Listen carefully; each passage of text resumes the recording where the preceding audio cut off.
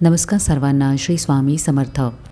काही वेळेला असे होते की कुणाच्या मदतीला तुम्ही योग्य वेळेला पोहोचता, सेवा करण्याची संधी आपोआप मिळते किंवा तुमच्यामुळे एखाद्याचे आयुष्य खरेच बदलते. जर असे होत असेल तर हा साधा योगायोग नसतो. अनेक वेळेला स्वामी आपल्याला फक्त आशीर्वाद देत नाहीत, तर आपल्यामार्फत त्यांचे काम घडवून घेतात. म्हणजे आपण आपल्या आयुष्याचे फक्त प्रवासी नसतो, तर कधीकधी स्वामींच्या योजनेचा महत्त्वाचा भागही असतो. आपल्याला जरी हे सामान्य वाटत असले तरी आपल्यातून घडणारे काम हे सामान्य नसते. कुठे आधार, एखाद्याला मदत, कुठेतरी सेवा, कुणाला तरी योग्य मार्ग दाखवणे, हे सगळे स्वतःहून करण्याची ताकद नाही, तर स्वामींची प्रेरणा असते. आजच्या व्हिडिओमध्ये आपण हे समजून घेणार आहोत की स्वामी आपल्यामार्फत काम करून घेत आहेत हे कसे ओळखावे आणि अशा वेळेला कसे वागावे.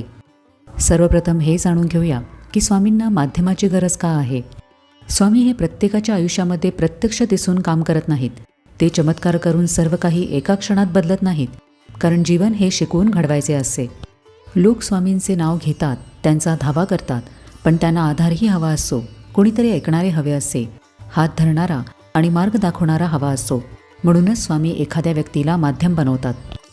एखाद्याची सेवा, मदत, चांगले विचार, योग्य मार्गदर्शन हे सगळे जरी आपल्याकडून होत असले तरी प्रेरणा स्वामींची असते.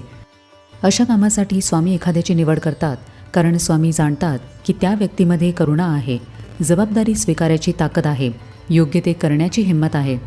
स्वामींची निवड असलेला व्यक्ती भावनेमध्ये वाहून न जाता स्थिर राहू शकतो. त्याचे मन, स्वभाव आणि अनुभव या कामासाठी योग्य असतात, म्हणूनच त्याची निवड होते. स्वामींनी आपली निवड केली म्हणजे अभिमान बाळगू नये, तर कृतज्ञता ठेवावी, कारण आपण फक्त माध्यम असतो, करणारे स्वामीच असतात. आता जाणून घेऊया की स्वामी आपल्या माध्यमातून काम करून घेत आहेत हे कसे ओळखावे. सगळ्यात पहिला संकेत असतो ते म्हणजे अचानक एखादी जबाबदारी आपल्याकडे येते. कधी असे होते की एखादी जबाबदारी आपल्याला नको असते, पण ती आपल्याकडेच येते. एखाद्याच्या आयुष्यामध्ये आपण आधार बनतो, एखाद्याच्या दुःखात उभे राहतो, एखाद्याच्या मदतीसाठी आपणच पुढे जातो. घरात, नात्यात, समाजात महत्त्वाची भूमिका आपल्यावर येते. अनेकदा लोक विचार करतात की माझ्यावरच ही जबाबदारी का येत आहे. याचे उत्तर सोपे आहे, कारण तुम्ही योग्य व्यक्ती आहात. जे काम स्वामींना करून घ्यायचे आहे त्या कामासाठी ते योग्य व्यक्ती निवडतात, आणि ती व्यक्ती बहुतेक वेळेला तुम्हीच असता. म्हणूनच अचानक आलेली जबाबदारी ही ओझे नसते, तर स्वामींचा संकेतच असतो. दुसरा संकेत म्हणजे आपल्यामध्ये बदल घडतो.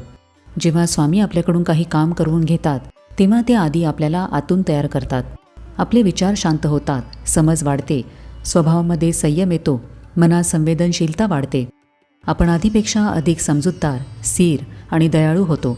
आधी छोटी गोष्ट राग आणत होती, पण आता सहनशक्ती वाढते. आधी स्वतःपुरते विचार यायचे, आता इतरांचेही काहीतरी भले होऊ दे हा भाव येतो.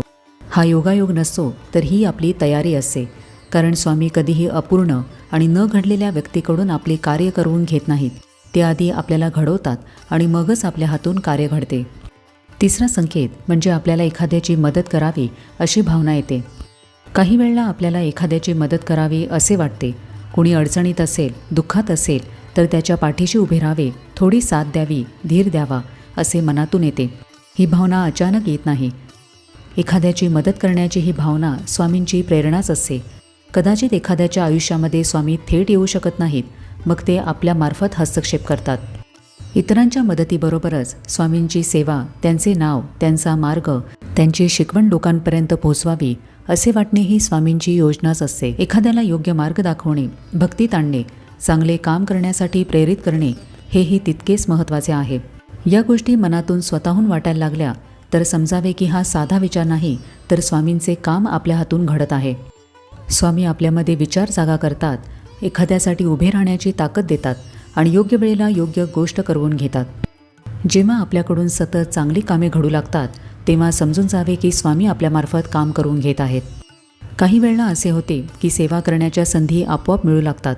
आपण शोधत नाही, योजना करत नाही, पण परिस्थिती अशी तयार होते की कुणाच्या मदतीला उभे राहावे लागते. काही चांगले काम आपल्या हातून होते. एखाद्याच्या अडचणीच्या वेळेला आपणच समोर येतो.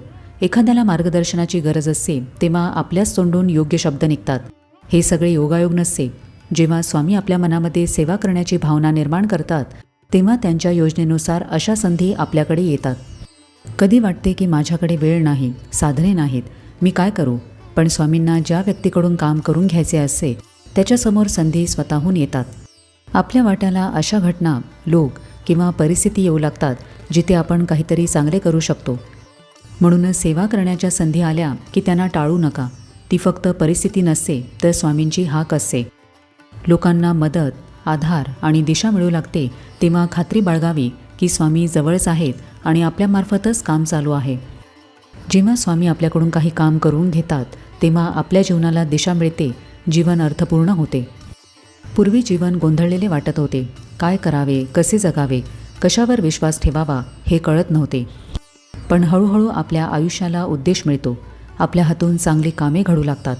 जीवन फक्त दिवस काढण्यासाठी राहत नाही, त्यामध्ये एक वेगळेच वजन, महत्त्व आणि समाधान निर्माण होते. एखाद्याच्या उपयोगी पडणे, योग्य गोष्टींसाठी उभे राहणे, छोट्या छोट्या सेवा करणे यामुळे आयुष्याचा मार्ग स्पष्ट होत जातो.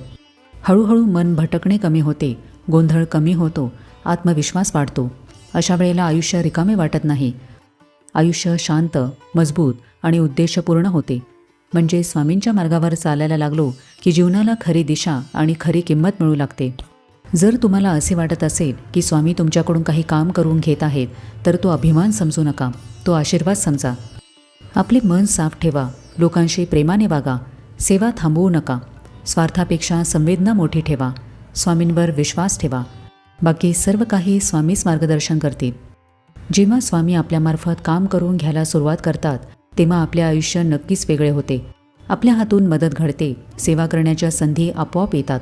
लोकांना आधार द्यावासा वाटतो, योग्य गोष्ट करावी असे मन सांगते. हीच खूण असते की स्वामी आपल्याला त्यांच्या कामासाठी निवडत आहेत. आपल्या हातून मदत, सेवा, मार्गदर्शन आणि चांगली कामे घडू लागली की समजावे की हे फक्त आपल्या ताकदीने नाही तर स्वामींच्या प्रेरणेने होत आहे. आपण विशेष असल्यामुळे निवड होत नाही, पण स्वामी आपल्यावर विश्वास करतात म्हणूनच आपली निवड करतात.